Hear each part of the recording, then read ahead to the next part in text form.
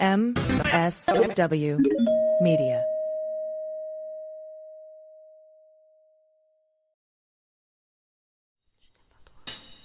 The Trump administration files a motion to dismiss the Abrego Garcia case based on jurisdiction, and Judge Xinis denies two government motions requesting delays. The government asked the Supreme Court for an emergency stay of the due process they requested on the ground in Djibouti for the men unlawfully flown to South Sudan. Law enforcement continues to struggle under pressure from the White House to increase immigration arrests. And Trump's private attorney turned deputy attorney general is nominated to the Third Circuit Court of Appeals. This is Unjustified.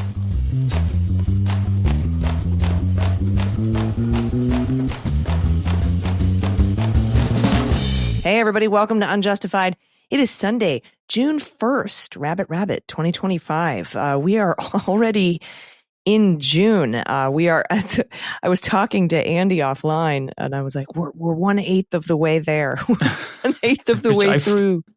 I find that method of counting to be very depressing, but that's just me. I rather just ignore it and just hope it goes fast.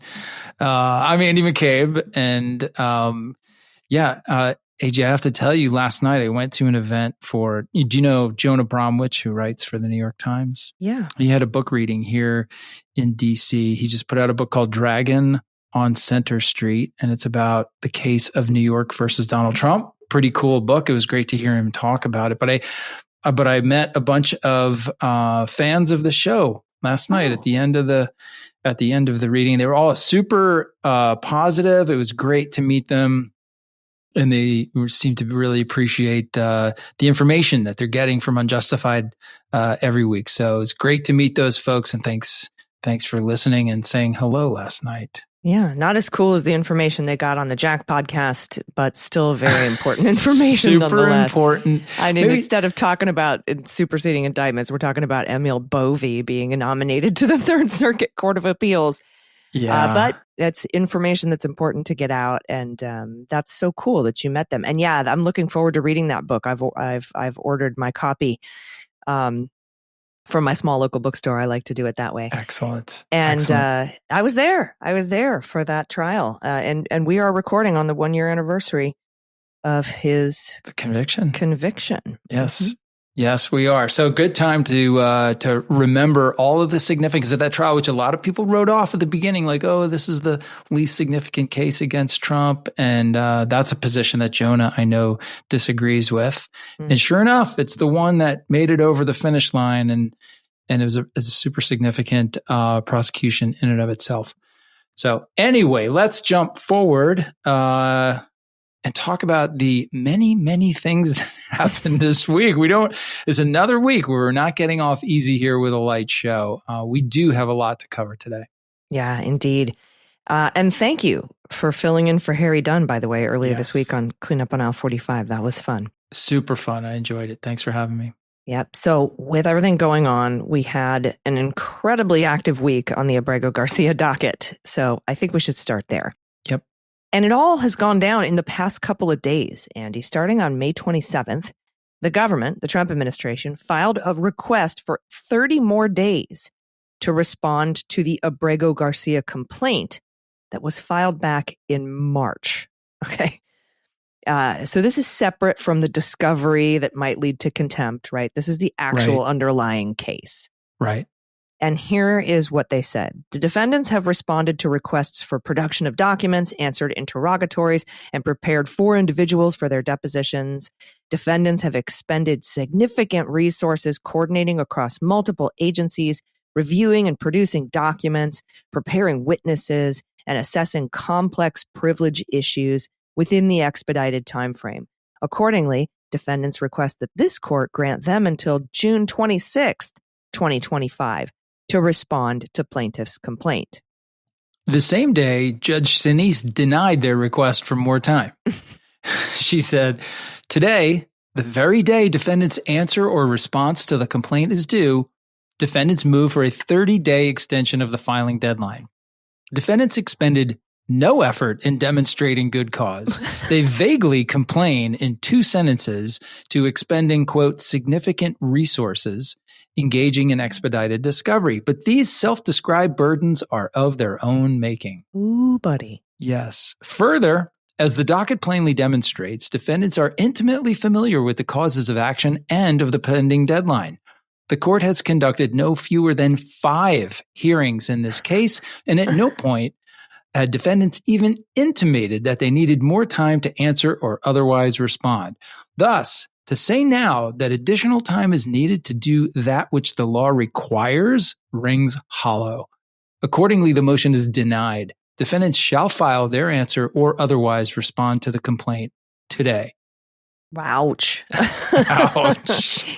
Yeah, she's like, hey, maybe if you'd brought up that you might need more time weeks ago, months ago, Yeah. but you tell me today on the day that it's due. So did they file on time? No, they have not. And they still have not, as I look at the docket right now. Instead, that same day, they filed a motion to dismiss the whole case on jurisdictional grounds. They say the court must dismiss the plaintiff's claims against the defendants because, taking all factual allegations in their complaint as true, they fail to establish subject matter jurisdiction. This court lacks jurisdiction because Abrego Garcia is not in United States custody. His injury is not redressable by this court. And of course, Andy, this all hinges on whether the U.S. has constructive custody of Abrego Garcia. Yeah, and of course, like to read that sentence, his injury is not redressable by this court. It's like his injury is directly a result of what the government did to him, and this court certainly has jurisdiction. But whatever, I digress. Then on May 29th, still no response from the government to the complaint that was due 2 days prior. The government asked for a 14-day extension on discovery. So another request for delay. They said on April 15th, 2025, this court granted plaintiffs' motion for expedited discovery. Since then, defendants have responded to requests for the production of documents, answered interrogatories, prepared 4 individuals for their depositions, and prepared briefing on issues ranging from privileges to a motion by the press seeking to unseal documents and a motion to dismiss. Defendants have expended significant resources coordinating across multiple agencies. Well, at least one of the sentences in that paragraph was completely cribbed from their other request for 30 days, but nevertheless.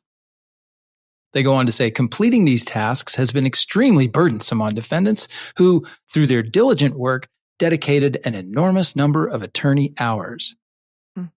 Despite defendants' diligent efforts, additional work is ongoing that necessitates a modest extension of the May 30 document production deadline. First, defendants have made numerous concessions to plaintiffs to expand the scope of discovery, requiring defendants to repeatedly task their IT personnel with identifying and collecting, and their limited staff available for document review with reviewing additional documents. Okay.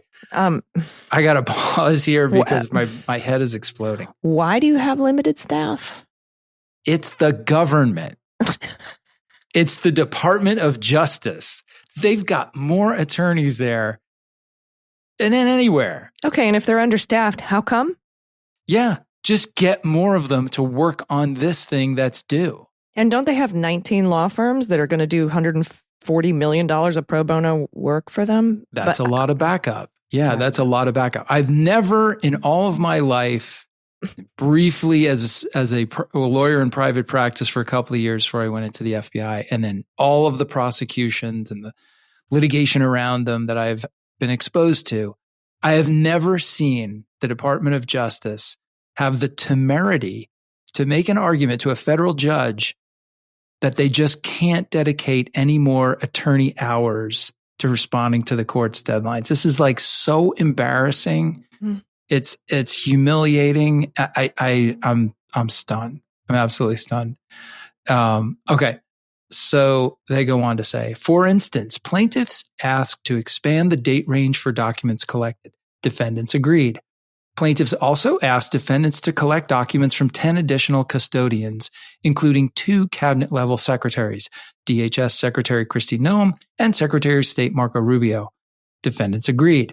Plaintiffs proposed additional search terms to identify potentially responsive documents. Again, defendants agreed.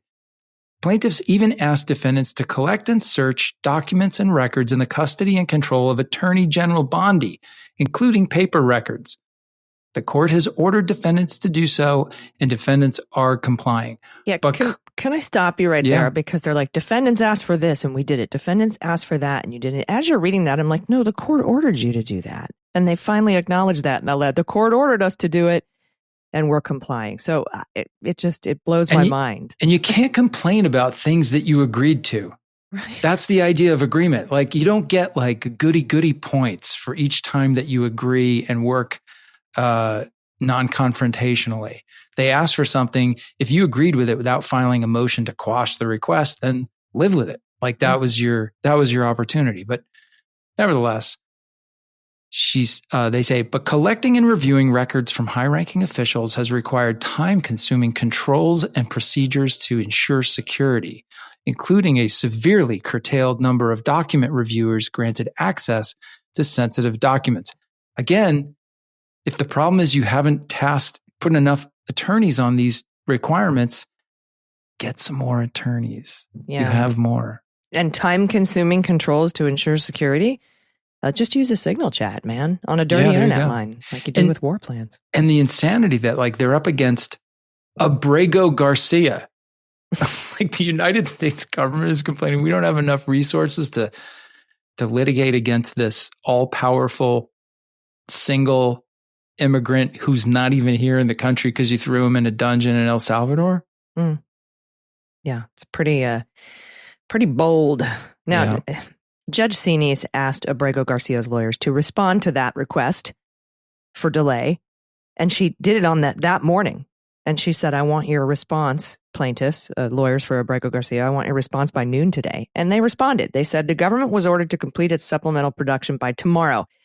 Yet in the past 2 weeks, the government has produced one and only one document, an apparently incomplete copy of the EARM file relating to Abrego Garcia's 2019 immigration proceedings. Defendants have still refused to produce any documents reflecting or even relating to any efforts to facilitate Abrego Garcia's release and return. This is far from a good faith effort to comply with the court-ordered discovery. It is reflective of a pattern of deliberate delay and bad faith refusal to comply with court orders. The patina of promises by government lawyers to do tomorrow that which they were already obligated to do yesterday has worn thin. Nice. I know. I love that sentence. Yeah. The government states that it, quote, attempted to contact plaintiffs to obtain their position on this motion, but were not able to obtain their position. In fact, while the parties conferred on discovery matters over email and phone over the course of the past week, including yesterday, the government did not raise its extension request until 11:35 p.m. last night, and then filed its motion an hour later without waiting for the plaintiff's response. In the more than 6 weeks since this court-ordered expedited discovery, remember it was supposed to be a 2-week discovery, and we're at week 6 now, the government has produced just 165 documents, most of them court filings and related materials that surely took no time to review. The government has produced just one document since the May 16th deadline that fixed the operative document production deadline. 0 documents produced to the plaintiffs to date reflect any efforts made to facilitate Abrego Garcia's release and return to the United States. The court should deny the government's motion. Judge Xinis ruled on the motion on the same day. She said, defendants now move for a 2-week extension of the May 30 document production deadline. The motion avers non-specific, quote, hard at work assertions. But for the last 2 weeks, according to plaintiffs, defendants have produced exactly one document. Defendants also represented that they had, quote, attempted to contact plaintiffs for their position on the motion, but were unsuccessful. This may be because defendants did not try to reach plaintiffs until 11:35 p.m. last night by email and, having predictably received no response, filed the motion an hour later at 12:33 a.m. This is hardly a good faith attempt to obtain plaintiff's position. The court has reviewed defendant's motion and plaintiff's opposition and finds no good cause to modify the deadlines set forth at ECF number 146. That's the prior order. Thus, the motion is denied. Furthermore, to preserve the orderly progression of expedited discovery, defendants shall submit the May 23rd privilege log to the court by no later than June 4, 2025 in Excel format, along with the representative sample of withheld documents necessary for the court's in-camera inspection regarding all assertions of privilege apart from state secrets. By no later than June 6, 2025, the parties shall file simultaneous letter briefs not to exceed 5 pages regarding the propriety of defendants' privilege assertions in the May 23rd privilege log. Well, as of, almost 5 p.m., May 30th, I'm going over to the docket. Nothing. Shocked. Nothing there. Not even their thing that was due 3 days ago, their response to the complaint, nothing about discovery. We do have a couple of motions by amicus curiae and the press to unseal documents because apparently Marco Rubio submitted a supplemental declaration and things like that. And the press wants to get at that, as do some amicus curiae. And so those motions have not been answered yet. The amicus curiae brief was granted and made, but most of that is under seal. So we will continue to keep an eye on this docket. But so far, one document produced since May 16th, 165 documents produced in the last 6 weeks, and they want another 2 weeks to do it. And the judge says, nope. So as we record it on May 30th, that discovery is due today. I'm assuming we'll have a pretty good, robust follow-up for you on next week's episode. For sure. Yeah. Do you have, this just seems like just like the typical stonewalling and delay. That was the sense that I got from, honestly, the only part of her order that I really disagree with is this line where she says, furthermore, to preserve the orderly progression of expedited discovery. We have not preserved that so far in the kind of cynical scoreboard. It's the Trump team is winning here. If what they're trying to do is delay and obfuscate and turn over nothing, they're 6 weeks into succeeding at that. And the plaintiffs are 6 weeks into getting 165 documents to tell them nothing about what is happening to this poor man who's stuck in El Salvador. So, I wonder, how closely, this is impossible. This is just total speculation, impossible to figure out. But this is echoing the litigation strategy that we saw in the Jack Smith cases by none other than the current Deputy Attorney General, Todd Blanche, and his henchman, Emile Beauvais. How much of what we're seeing here in this case is a direct, an effort to kind of follow that line. This is what you do. Just keep throwing up, nonsense, throwing, what on the wall, see what sticks, appeal every adverse ruling, blah, blah, blah. Yeah. And a lot of it, they know what to do. They know what threshold issues are. For example, when they want to, assert privilege, that they know that has to be untangled before you complete discovery, which has to be untangled before you get to contempt proceedings.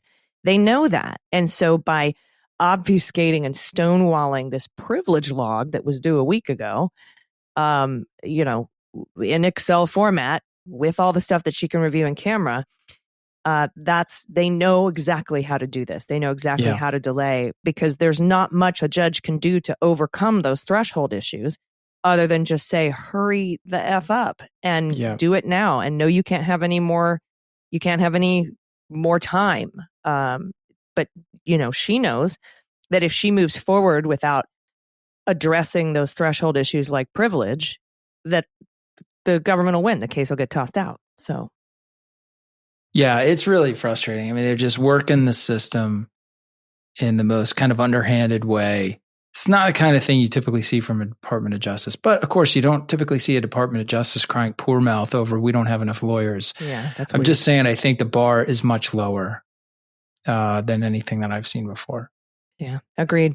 All right, we have an update for you on Judge Murphy and his court and the case about the men that were transported to war-torn South Sudan. And then they stopped in Djibouti in Africa. And we're going to talk about an update on that case right after this quick break. So everybody stick around. We'll be right back.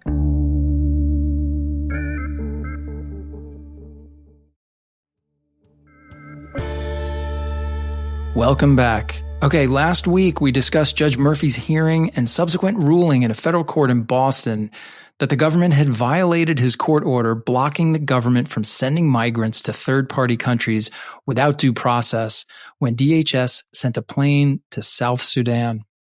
Okay, so a lot has happened in the case in this past week. There were two parts to the case. One was about the plane that was trying to drop the immigrants in South Sudan, which ultimately ended up stopping in Djibouti. And the other was about a man who was originally deported to Mexico and then ended up in Guatemala. So let's start with the South Sudan case. Yeah, that's a good idea. And the OCG case, which is the Mexico-Guatemala case, is kind of subsumed in this. It's very interesting. Yeah. Because there was a class certification that this judge entered, Judge Murphy, back in April, saying, no, you can't send anybody to a third country. And we're going to call that a certified class. And that's what the government violated when they put people on the planes to South Sudan. So during that hearing with Judge Murphy, we briefly touched on it in the last episode. We urged you to go to Lawfare to get more information about the hearing. But during that hearing, the judge said that due process has to happen and that these plaintiffs must be given a credible fear interview before they're handed off to a third country. The plaintiffs argued that they should be brought back to the United States, but the judge asked the government if they'd be willing to do that, and they said, we'd rather not. If we had our druthers, we'd rather hold these administrative interviews on the ground in Djibouti. And they spent a great deal of the hearing hashing out the details of what that due process looks like. The plaintiffs complained. They were like, this is going to be really hard. How do we get them their lawyers if they're in Djibouti? How do we have translators? This is going to be really logistically a nightmare. And the government was like, we'd much rather do that. And the judge was like, you can just fly them back to the United States. And by the way, I was tracking that plane, Andy. It returned empty to the United States the next morning. They could have just brought everybody back to do this. But that's not what they wanted to do. That's so heartbreaking. That's not what they wanted to do. And so they spent a great deal of that hearing hashing it out. And when it was done, Judge Murphy issued an order based on what the government wanted to do. Yeah, that's right. So before I get into that order, I just want to do this was something that I read off of Steve Vladek's Substack, which we're going to go into in more detail later in this story. But just a quick explainer on what the difference is here with the third country aspect. So normally when people come into the country, if they're going to file an asylum claim, there's like two ways it happens, right? You either like get on the website, at least during the Obama administration, this doesn't even work anymore, or the Biden administration, and you could file, make a claim for asylum, and then you would actually get an appointment to cross the border, and then you'd have you'd be in an adjudication process where you got to make the credible fear claim. That's the standard. A judge has to find that you have a credible fear of being persecuted or tortured if you're sent back to the country that you come from. So that all happens on the front end. And if you lose in that process, then at the end of that litigation, they enter an order of deportation and you have to go back. But you've already had an opportunity to air your claim. The difference here is that the government has the authority under the law, if you have been ordered deported, to send you back to the country that you are from, or they can send you to what's called a third country, someplace else that you're not actually from. But they can send you there if that country falls into one of a couple of different categories that are outlined in the statute. And that's a last resort. That's like the last thing you do, right? That's right. So the problem here is if you've been ordered deported and then the government decides you're going to go to a third country, if you have a credible fear of being tortured or persecuted in that third country, you've never had a chance to raise that claim because you didn't know that you were going to be sent to a third country. So that's why you lose this element of due process. That's what happened to these men on this plane. They had deportation orders, and then all of a sudden, for whatever reason, the government decided we're going to send these people to South Sudan, which is a crazy idea. But they were beyond the end of their litigation, which ended up with a deportation order. So they never had the opportunity to say, hey, hold on a second. If I go to South Sudan, I could be in great danger.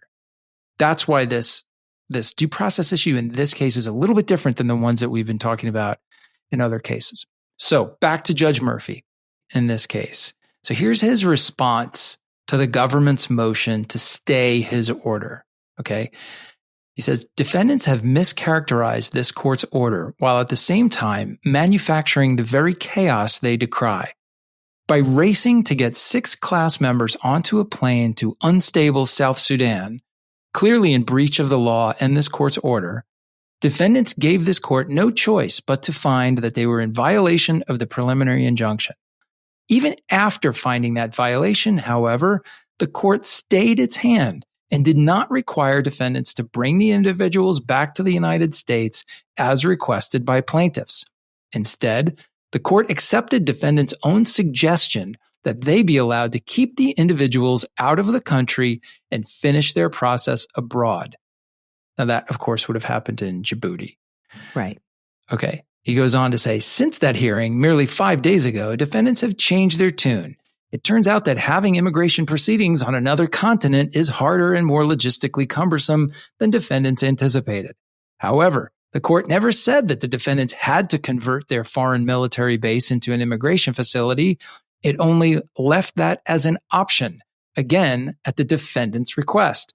The other option, of course, has always been to simply return to the status quo of roughly 1 week ago, or else choose any other location to complete the required process. It goes on to say, defendant's argument might be stronger if this were at all close, but the court breaks no new ground in finding that the events of May 20th, 2025 did not include a meaningful opportunity for the class members to present fear-based claims. Defendant's own submission shows that it is ICE's general practice to provide 24 hours notice prior to removal. Here, the class members had fewer than 24 hours notice and 0 business hours notice before being put on a plane to South Sudan.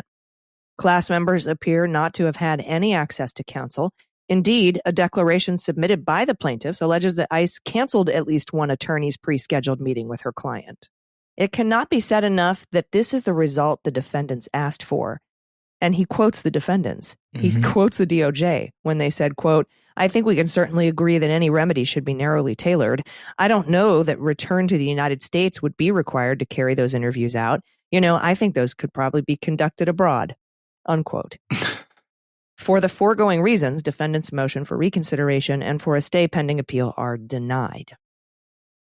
Now, the order the government violated here was an amended preliminary injunction issued by Judge Murphy back on April 30th, barring the government from removing migrants to a third country.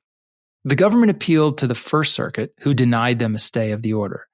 That denial is what allowed the government to file this week for an emergency stay with the Supreme Court. Now, here's where we get to Steve Vladeck, because Steve writes about the government's motion for an emergency stay to the court. He says, to my mind, there are 3 basic points that the application gets right. That's the government's application. But a lot more that it gets quite badly wrong. Starting with what it gets right. The net effect of Judge Murphy's April 18 injunction, as modified on April 30, is to create the possibility of a 25-day delay before individuals can be removed to third countries.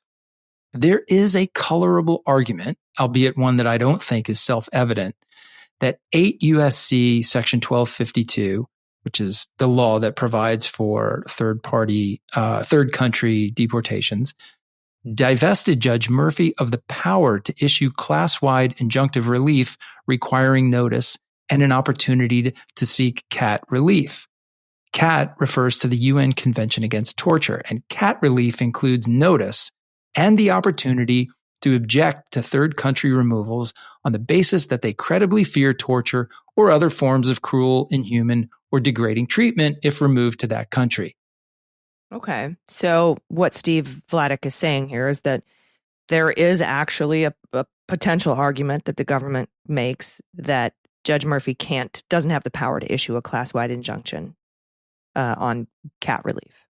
Got it. That's right, based on the law. And that's a colorable argument, means like there is an argument to be made there. It doesn't necessarily mean that's persuasive right. or will win the day, but just like you could make that argument without looking like a fool. Okay. Steve goes on to say, the district court's mid-flight intervention was, quote, extraordinary, as were the court's orders to the government to effectively maintain custody of the 6 class members at issue until and unless they've received the notice and opportunity to seek cat relief required by the original jurisdiction.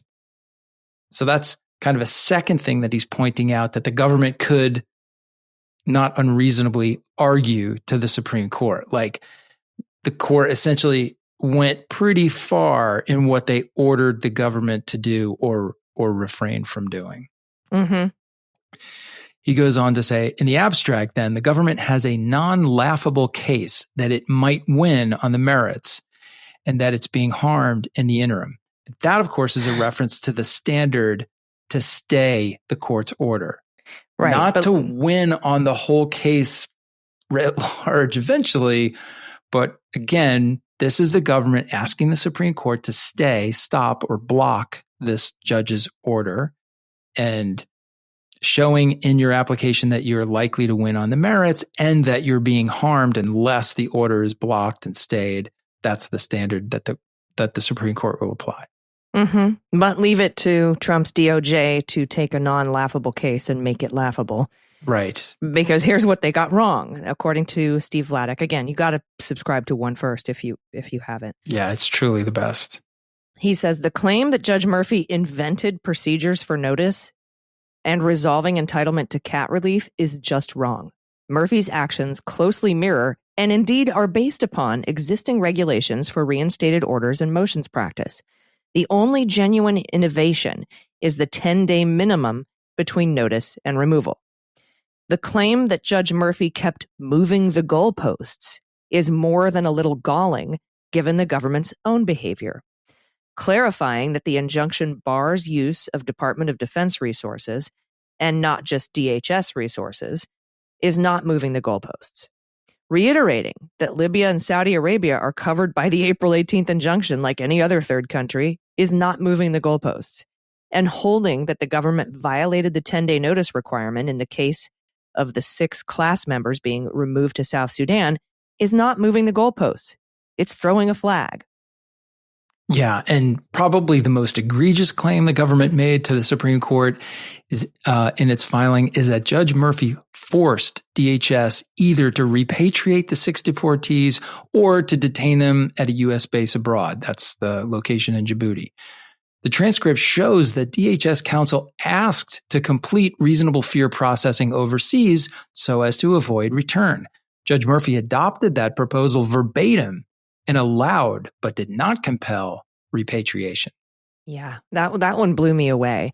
And Aaron Reichlin-Melnick, who's an expert on immigration law, said that's possibly sanctionable to say that the court forced us to do this in Djibouti. Like, no, that was your idea, bro.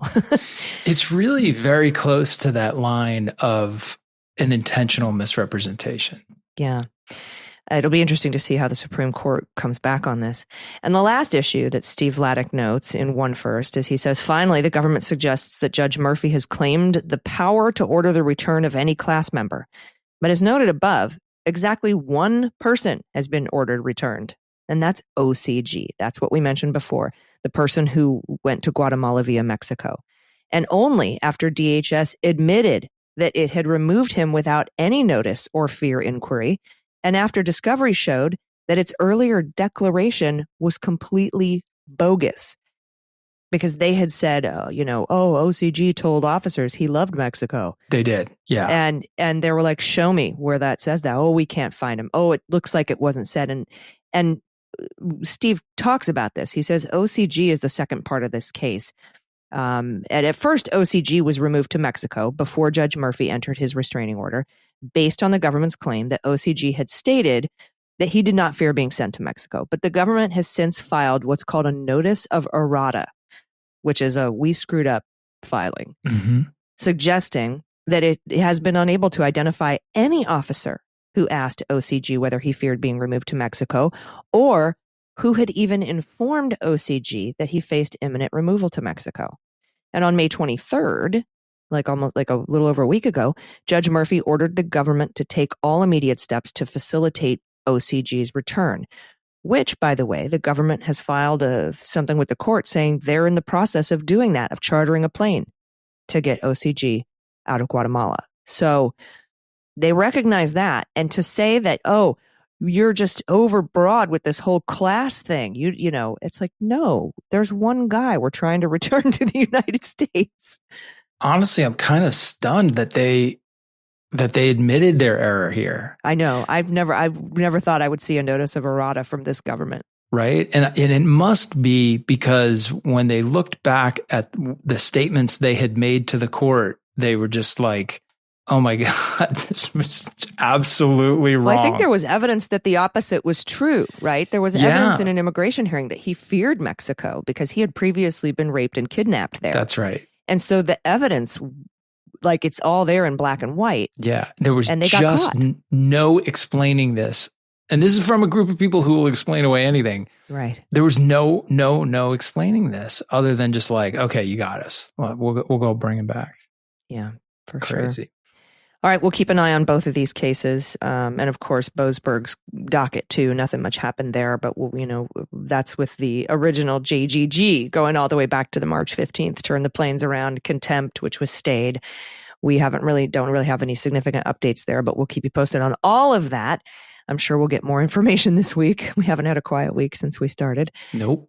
But we do have to talk a little bit about the intense pressure the White House is putting on law enforcement agencies to ratchet up their mass deportations. And we're going to talk about that right after this break. Stick around. We'll be right back.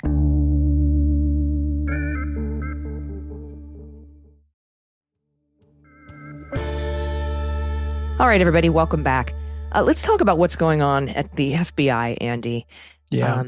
And this comes from your colleagues at CNN. They say the White House is putting intense pressure on law enforcement agencies across the government to meet a goal of 1 million deportations a year. And I'll interject here. I think Stephen Miller said he wants 3,000 a day.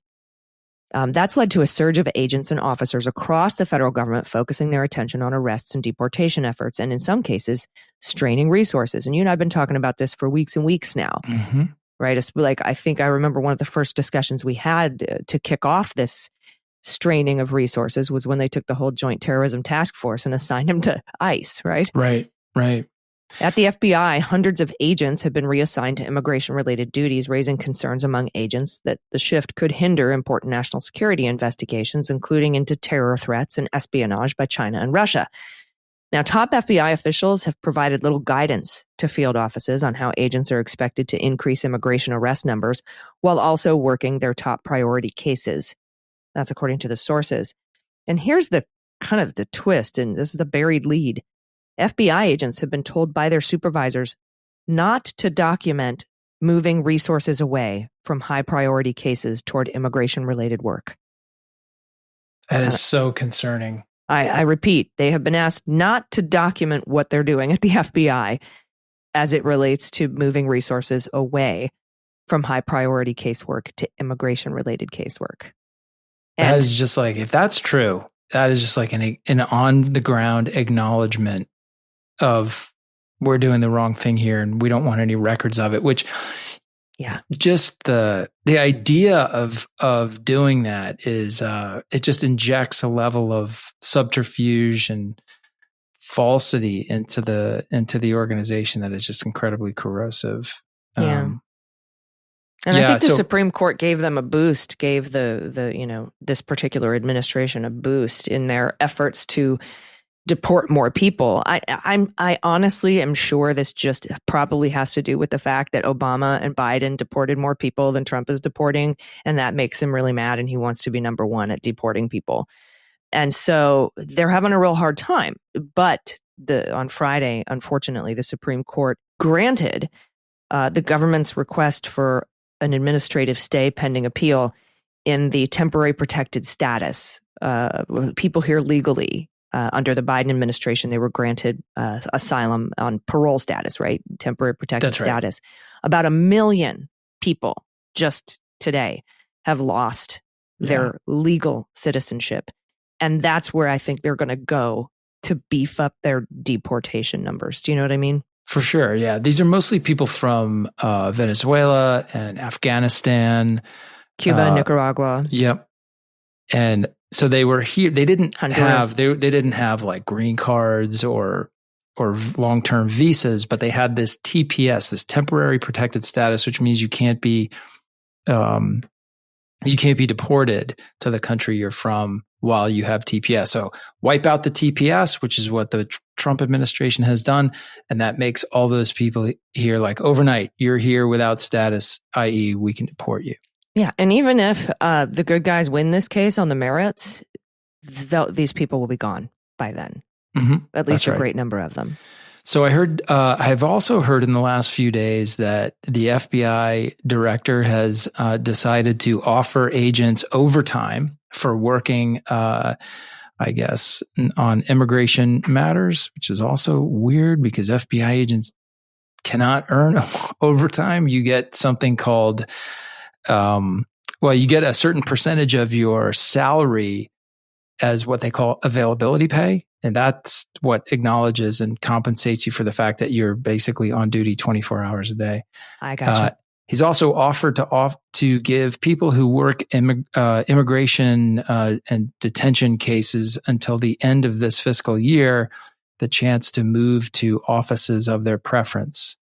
Oh. Which, there's like a really this is a big deal for agents. Like you have the ability, no matter where you're assigned, you can put in a request to be transferred to your the office that you want to work from.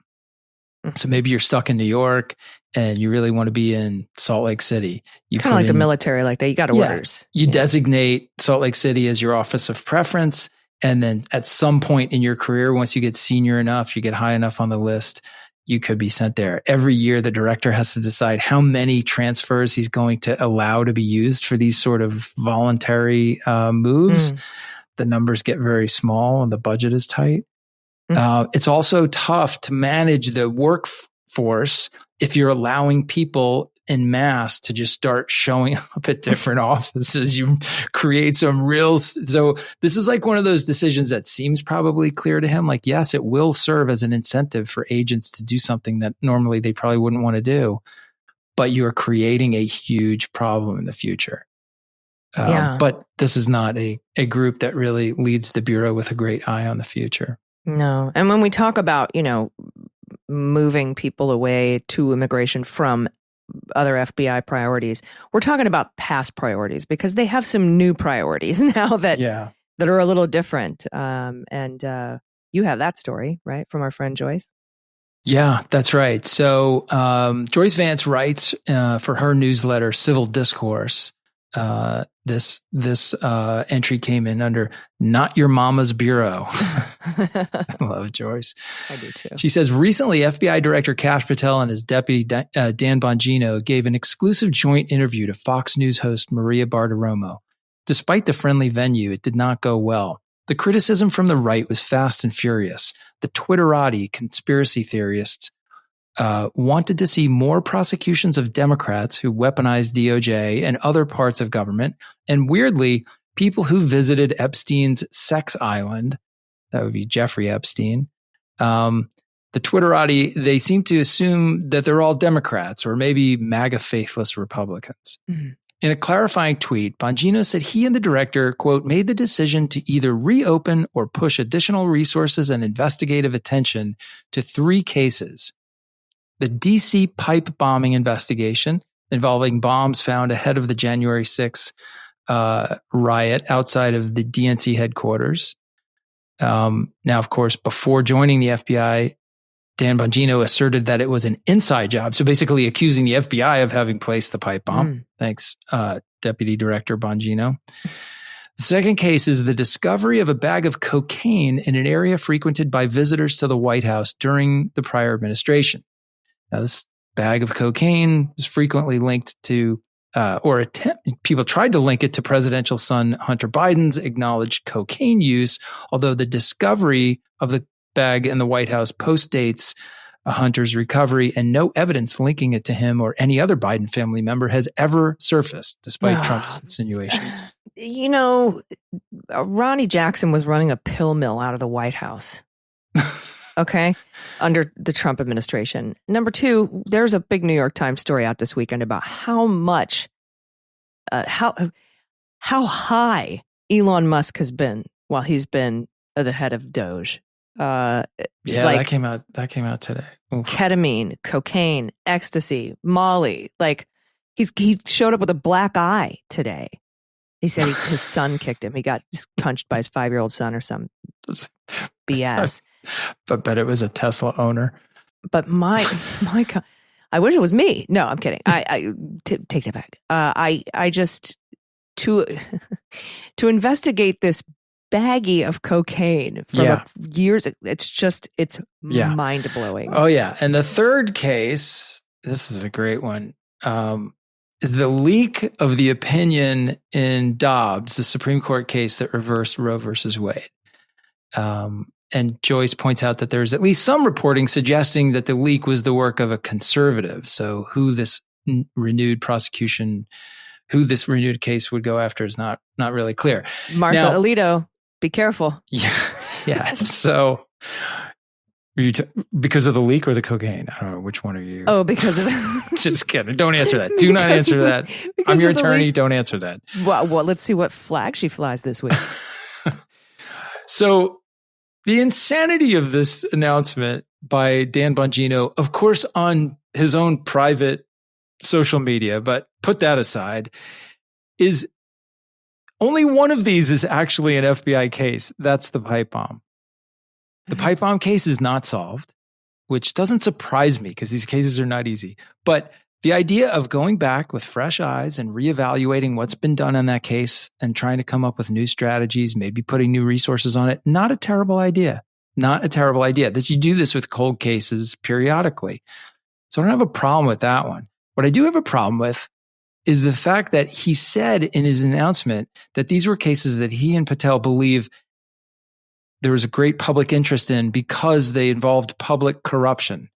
So are you suggesting, Mr. Deputy Director, that you think there is some public corruption behind the fact that the FBI has not solved the pipe bomb case? Like there are FBI people who know who did this, but are covering it up for some reason. I mean, that is absolutely ridiculous if that's the case. I think it's probably more likely that Dan Bongino just doesn't really know what public corruption is, right? He doesn't understand that under the law, public corruption is someone in a position of trust takes something of value in return for the execution of an official act. The other two cases have nothing to do with the FBI. The FBI didn't investigate the leak of the Dobbs decision. It's not even a violation of law. No. It's maybe a violation of Supreme Court policy or practice, but that's a matter for the Supreme Court to investigate, which they did. And they ultimately determined that they couldn't figure it out. And then finally, the cocaine case. I mean, honestly, that's a Secret Service matter, not an FBI matter. So maybe it wasn't even an 8-ball. It was like a baggie of cocaine. Some idiot. I mean, there's a couple thousand people that roll through the White House every week, visitors who are there for one reason or another. And somebody probably realized they had something that they were afraid of getting caught with. And so they just dropped it in the little cubby hole or wherever it was found. So yeah, this whole thing is ridiculous. Bizarre.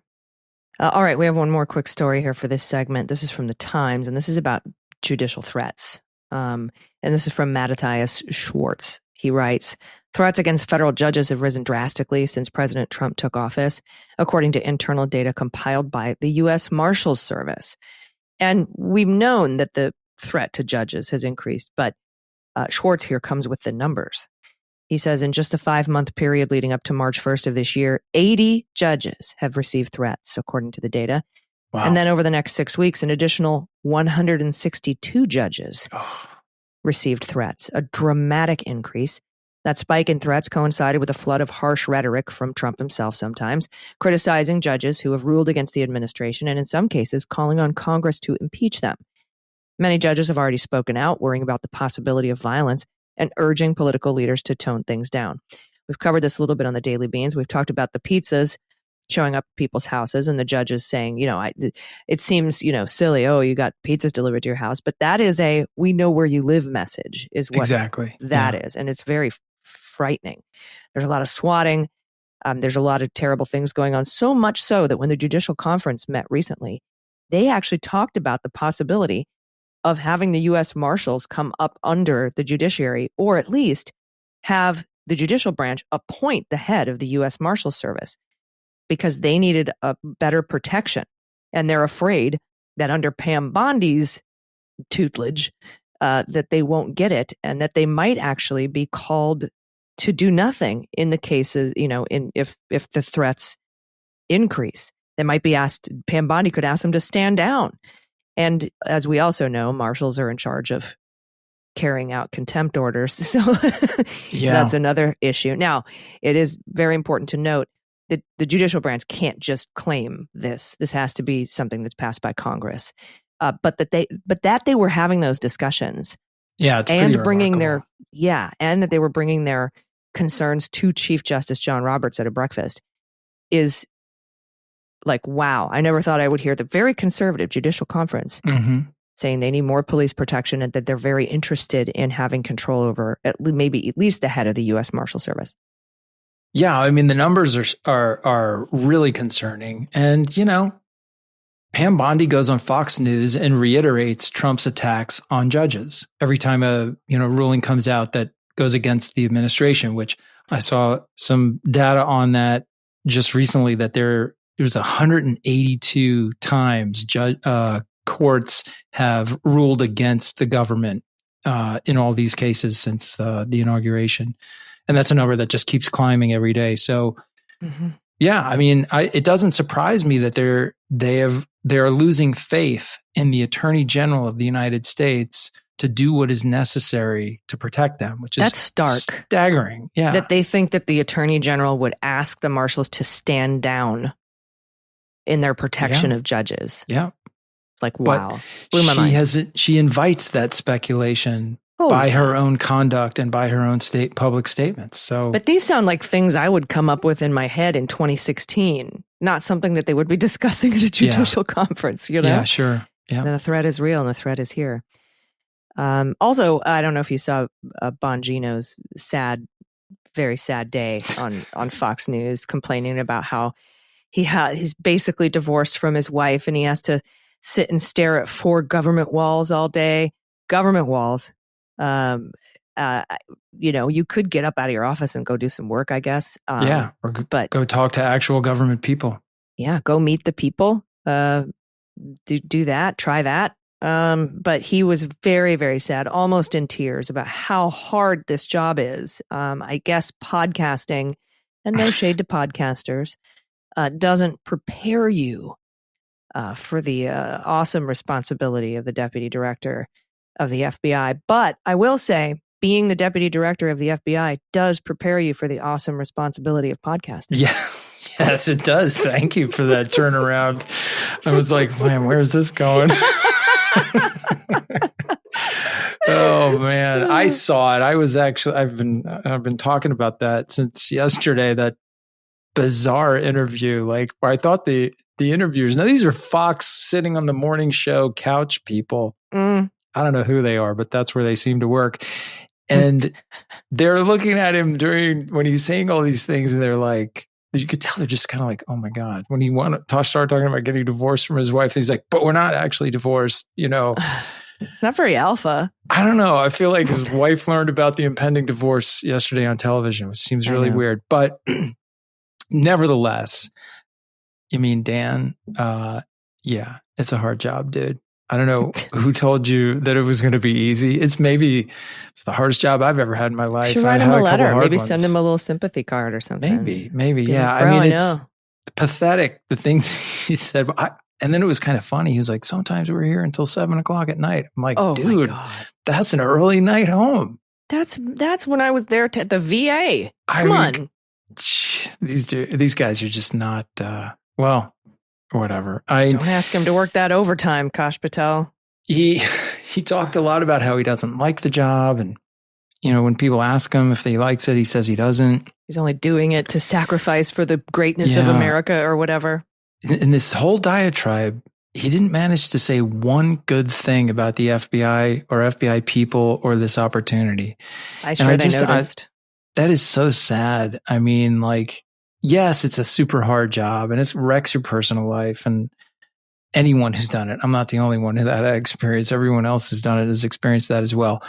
But it's also one of the most unique positions, certainly in the federal government, to participate in some of the greatest work that's done in the United States of America. That organization accomplishes miracles every day that no one will know about except the people who are involved and the deputy director. Thankless job. Yeah. And I mean, you get to work with the greatest people on earth. The mission is so righteous. The capabilities of the organization, the dedication of its people. When they asked him about it, none of those things came to his mind. It was just all about how long the hours are, and I don't like the office. I mean, it's sad. It's a sad day for the men and women of the FBI that that's how their leadership talks about the experience of leading them. Yeah, morale has to. I can't even imagine what the morale must be like. Yeah, that interview didn't help it. I can tell you that. Oh, for sure.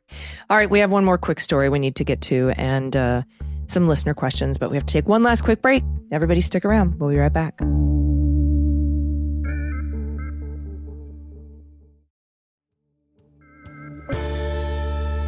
All right, everybody, welcome back. One more quick story before we get to listener questions. And if you have a question, there's a link in the show notes that you click on and you can fill out the form. Send Andy and me your questions and we'll try our best to answer them.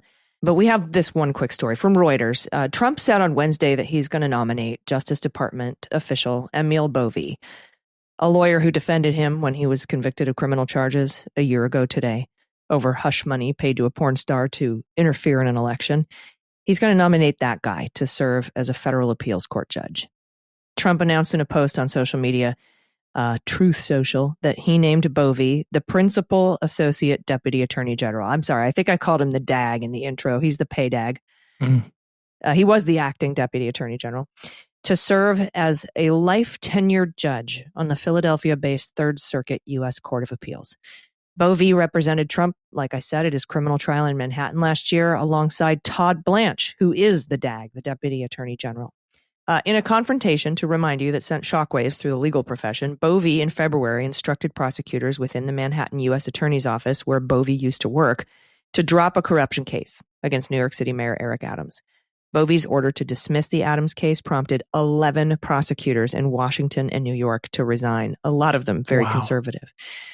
The Third Circuit, which hears appeals from courts in Delaware, Pennsylvania, and New Jersey, has 6 active judges appointed by Republicans, 6 appointed by Democrats, and 2 vacancies. And this is the one where Joe Biden tried to appoint someone, and that appointment got tanked because the appointee was Muslim. So the other vacancy is one of the 4 that Chuck Schumer dealt away in order to have the Republicans stop blocking his federal district court bench nominees, which is what allowed Biden to make a record 234 appointed judges on the federal bench during his term. So this should be a huge red line on judicial appointments, in my personal opinion. Emil Bovee should not be appointed as a judge on any court, let alone a circuit court. And to throw kind of gas on this fire, Trump actually posted, I think it was today or last night, that he really is mad at the Federalist Society and Leonard Leo. Said it that he did him dirty. The Federalist Society did him dirty. I also don't like the Federalist Society, but for different reasons. Trump and Stephen Miller feel that the Federalist Society is too woke.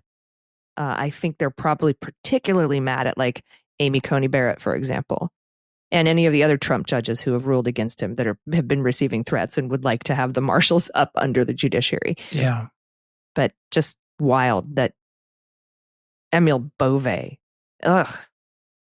It really shows you, especially with that whole attack on the Federalist Society, which, hey, good for them. But it shows you a little bit of the mentality between like Trump and really more realistically, Stephen Miller. They expect what they expect from, like, if Leonard Leo or anyone comes to them and says, hey, here's a good person to put in this judgeship. They expect that if they put someone onto the bench, that person will rule with them every single chance they get. That's what's required. The payback for the job is you must support us and our positions, no matter how they end up in front of you for the remainder of your life term. It is like an absolute quid pro quo kind of organized crime approach to like what you owe me. It's really remarkable. Every president that has ever served has put people on the bench who then turned around and disappointed him. Who was it that said Warren Burger was the biggest damn fool mistake of my presidency? Was that Eisenhower put him on the bench? I think. But yeah, it happens. You pick a guy because you think he's good for it, and then he does something that disappoints you, and you just kind of shrug your shoulders. Maybe you're angry for 5 minutes and walk away. Eisenhower didn't turn around and attack the federal bench and get on social media and get all of his supporters to go out and start threatening judges. I mean, but that's where we are now, I guess. Yeah, reality's pretty different now than what it was. All right, let's take a listener question. I know we've been here past your hour, past your bedtimes. Everybody listening, sorry about that. We had a lot to cover this week. But Anne, I'm getting notice that in the Tacoma, DC area, there's a tornado watch. Are you anywhere near Tacoma? No, Tacoma Park is like DC, Maryland side of DC. So, right. Although my dog is freaking out a little bit here, he's on high alert, expecting a thunderclap at any moment. So if you hear him safe out there, panting crazily in the background, that's what it is. But what do we have? What do we have for listener questions? Maybe we can answer some, thunder shirt questions for dogs or something. I can definitely answer those. So this one comes to us from RM, and RM really packs 2 questions in here. So we'll go through this pretty quick. Dear Allison and Andy, thank you for your dogged analysis and reporting of the truth in our collective battle to uphold the rule of law. Given that we now seem to be entering the pardon spree portion of this administration, can people who have been pardoned under Trump be unpardoned when a new president comes into office who actually believes in using the pardon power appropriately and believes in the rule of law? Or is a pardon forever? Well, this is an easy one, RM. The pardon is forever. Yeah, it is. It's forever. And it's real. I know there was a lot of chatter from some folks on the internet back in the 2020-ish timeframe, 2021 timeframe, about corrupt pardons. We even talked about it early in the Mueller investigation with the pardon dangling for Cohen and Manafort and all that. And people wondering, well, we haven't ever litigated before whether or not a president is disallowed or if it's illegal to issue a corrupt pardon. And we won't, because the first of all, even with a normal Supreme Court, the pardon power is so broad. It's like one of the broadest things that an executive can do. It's right there in the Constitution. This Supreme Court especially, that says that the president isn't above the law anyway, is definitely not going to entertain a case about whether or not a corrupt pardon can be overturned. But I don't see that any pardon ever being able to be overturned. This is the court that said you can't prosecute a corrupt governor. Yeah. Okay. So this is the court that's completely gutted the public corruption statutes in this country. It's almost impossible. You have to have it on video, audio, witness in the room. When one person says, I am giving you this money in return for the following quid pro quo. And I have to do the following thing and complete it, and then, make a letter about it and stamp that I've Let me make it clear, crime. I would not do this without your money. Right. Yeah, no, this group, not a chance. That's not a chance they would ever consider a limitation on the president's ability to pardon. And pardon, that's just, you cannot be prosecuted again for any conduct that was related to what you were pardoned for. It's very, very complete and everlasting, unfortunately, when it's used improperly. Okay, second part of the question. Also, as a part of his DOJ weaponization campaign, do you predict that Ed Martin will take extreme measures to get the individuals he feels may have relevant information for his sham investigations into the alleged politicization of the department? So will he go to extreme measures to get them to talk, even if they do not desire or are not required to be forthcoming? I expect that Ed Martin will do anything that crosses his mind, whether it's lawful, ethical, or not. If he thinks he can strong arm witnesses into appearing in front of the grand jury and testifying or whatever else, I have no doubt that he will use every tool in his toolkit. And the government can be really onerous when it comes to pressuring people to provide information. Now, at the end of the day, everyone has the opportunity to take the Fifth Amendment if they believe that testimony could be incriminating for them. Of course, if the government turns around and gives you immunity, then you cannot refuse to testify. So I think we need to keep a close eye on this, because I think if Ed Martin has proved anything so far, it's that there's nothing this guy won't do. Yeah. And the rules don't matter. Even if he can't get a conviction, he'll come out and say, That's investigated so-and-so for this, and we're pretty sure he did it, even though the grand jury didn't return an indictment. They will name and shame, quote unquote, just like he said he would, which is very against DOJ policy. You can just ask individual one in the Michael Cohen prosecution, who also known as Donald Trump, why he was referred to as individual one. That's why they do that. The country A, individual 3, lawyer 6. That's why you see that, and that's even if they do co-conspirator, stuff wrong. whatever. You never name them. But Ed Martin will. So I don't even think he needs to, much like the Trump administration has always done, need to rely on actual convictions or investigations. Just the announcement of them is enough for them to go on and to create their conspiracy theories and rile up their base. So we're going to see a lot of it. Heck yeah. All right, everybody. Thank you. Sorry we kept you for a little bit over the hour, but we appreciate you sticking around with us. And we'll have probably just as much, if not more, news to report next week in the ongoing Boasberg, Abrego Garcia, OCG, South Sudan cases, Alien Enemies Act, etc. We're going to have a lot to talk about, plus anything else that crops up from good old, Dan Bongino and Kash Patel about where they're focusing their resources of the, one of the greatest law enforcement. The greatest law enforcement agency on the planet. Sorry, the greatest. I'm going to tell Harry you said that. You can tell him. I'll fight him over that one. I mean, I might take a swing and then run away fast. You're much quicker, I bet, right? Because I got to dodge him. Right, because he's so tall. Mm-hmm. All right. And you run marathons, which just blows my mind, but I'm trying to stay alive. Thank you. Everybody, take some time for yourself this week. Whatever you're doing, take some time. Just, I don't know, pet your cat, pet your dog, go out for a walk, and try to enjoy some alone time. I think we all need it. We all need a little bit of downtime. And I know I appreciate mine when I get it. So I hope you do too. Absolutely. Very, very wise words. Thank you. From a not so wise person. Everybody, we'll see you next week. I'm Allison Gill. And I'm Andy McCabe. Unjustified is written and executive produced by Allison Gill, with additional research and analysis by Andrew McCabe. Sound design and editing is by Molly Hockey, with art and web design by Joel Reeder at Moxie Design Studios. The theme music for Unjustified is written and performed by Ben Folds, and the show is a proud member of the MSW Media Network, a collection of creator-owned independent podcasts dedicated to news, politics, and justice. For more information, please visit mswmedia.com.